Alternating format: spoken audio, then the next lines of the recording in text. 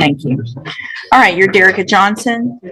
And Ms. Johnson was previously in court, entered pleas of true in a motion to revoke probation to counts 1 through 4.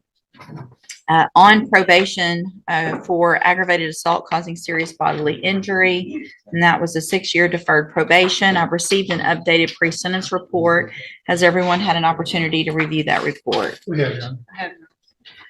Are there any additions or corrections? No, Your Honor. And there was no agreement, correct? I'd agree. Also, just for everyone, and if we can get copies if you guys need it, I am also reviewing jail incident reports as well. Mr. Rojas, you may proceed. Judge, as the court knows, this is Ms. Johnson's third motion to revoke.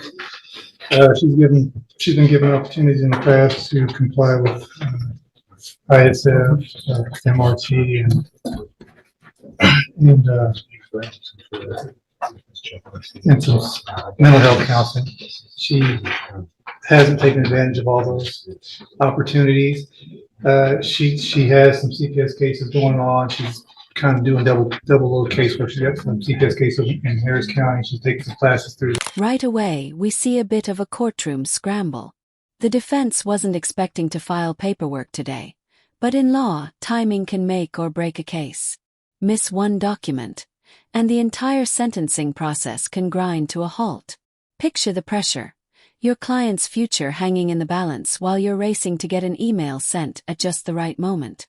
Every second counts, every signature matters, and the judge isn't waiting. One small misstep here could change the outcome entirely. Here's the twist. Michelle has already served 15 months in federal prison. The defense is basically saying, "Judge, don't double punish her. Let's roll that time over." But here's the catch. Federal time doesn't automatically apply to a state sentence. That's where things get legally complicated, and the judge has to carefully weigh what counts, what doesn't, and how it affects her remaining time. Yeah. And that had been her focus up to now, is trying to get her kids back. I've discussed this current motion with her. She understands that the options the court has this morning are to go to probation, send her to prison, or to try one more time and get her some help through either ISF or SafeP.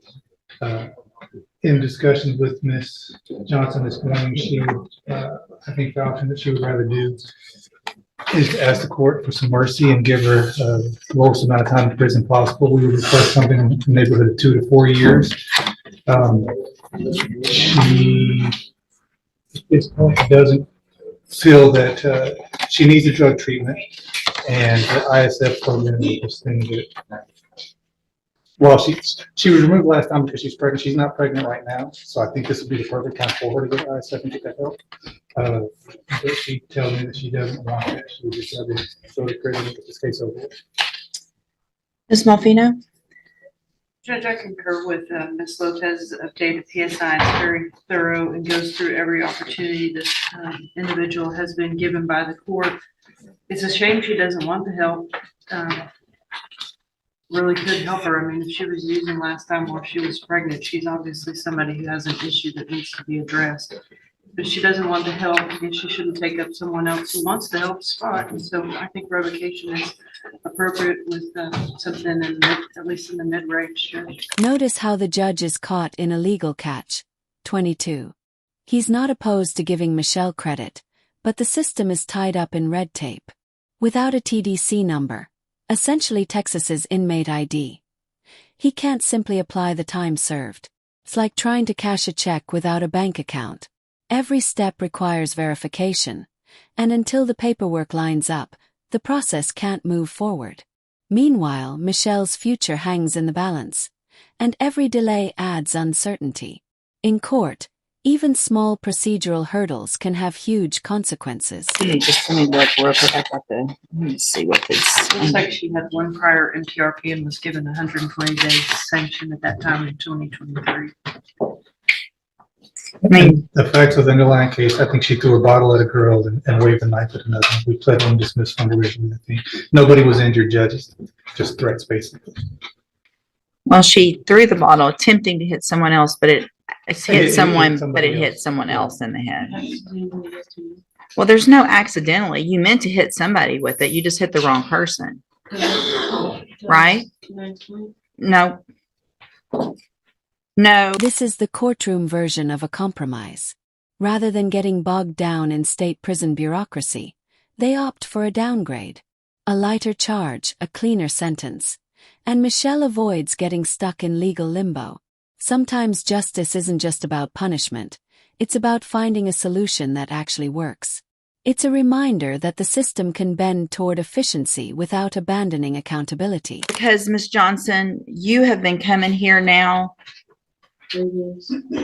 way too long and been given every single opportunity to stop talking over me. Because right now, what you're looking at that I can do is give you between 2 and 20 years in prison.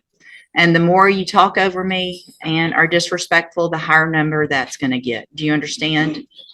You have been, I'm not even sure how many times now that you've been in here pregnant, using drugs while you're pregnant, while we're trying to get you help. You have 5 kids that you have no custody of. It's the jail incident reports are ridiculous. And then you want to come in and say, I just want to get this over with. Give me a couple years in prison, which you probably have credit for, which is absolutely not what I'm going to do. Give me just a second. The fact that this is kind of your 4th shot at it makes me wonder what I was thinking the prior 3 times. And really. All right, Ms. Johnson, this time I'm going to find that you entered your pleas of true to counts 1 through 4 freely and voluntarily. Find those counts true. Find sufficient evidence to find you guilty, and at this time find you guilty of aggravated. And there it is, the final ruling. Michelle's federal time completely offsets her state sentence, meaning she essentially walks free today. Think about it. What started as a confusing back and forth over numbers ends in a rare courtroom win for the defense. The question now, was this genuine mercy, or simply the system finding the easiest way to close the case? Either way, it's a reminder that sometimes the law can surprise everyone in the room. So, I'm going to sentence you to a term of 12 years in the institutional division of the Texas Department of Corrections. You will receive credit for any time that you've been in custody that the law gives you the right to receive. Am making an affirmative finding of a deadly weapon in your case. I'm handing you the trial court certification that shows this was not an agreement. You do have some rights to appeal. You can talk to Mr. Rojas about that. I'm also handing you the trial court certification, the written admonishment regarding your ineligibility to possess a firearm or ammunition. Because of the judgment entered against you, you're ineligible under Texas law to possess a firearm or ammunition. Possession of a firearm or ammunition could lead to charges against you. Firearm is a legal term, and you should read the written admonishment I provide you to see what devices qualify as a firearm. If you have questions about the laws that make you ineligible to possess a firearm or ammunition, or about how long that lasts, you can talk to Mr. Rojas. Good luck to you. You can go back with the bailiff. Ms. Holmes, you may proceed. Thank you, Your Honor. As the court can see, Mr. De La Rosa is an amputee, in which he suffered from injury a few years ago. Your Honor, we're requesting if the court would consider probation. I believe that Mr. De La Rosa would benefit from being on a mental health caseload as well. He does suffer from some mental issues that I feel that would be beneficial if he could receive care through either MHMR or Spindletop. He understands that he does have prior convictions, so as a convicted felon, he cannot possess a firearm. And he understands that moving forward, no matter what situation he's in, he cannot have a firearm. Your Honor, he does have 2 children that he would like to be better involved in their lives. One of the main issues that I see in the PSI is education. He has a 6th grade education.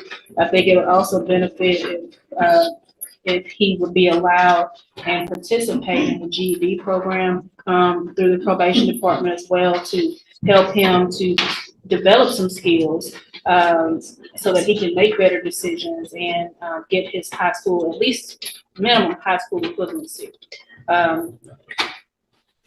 there isn't much history in regards to substance.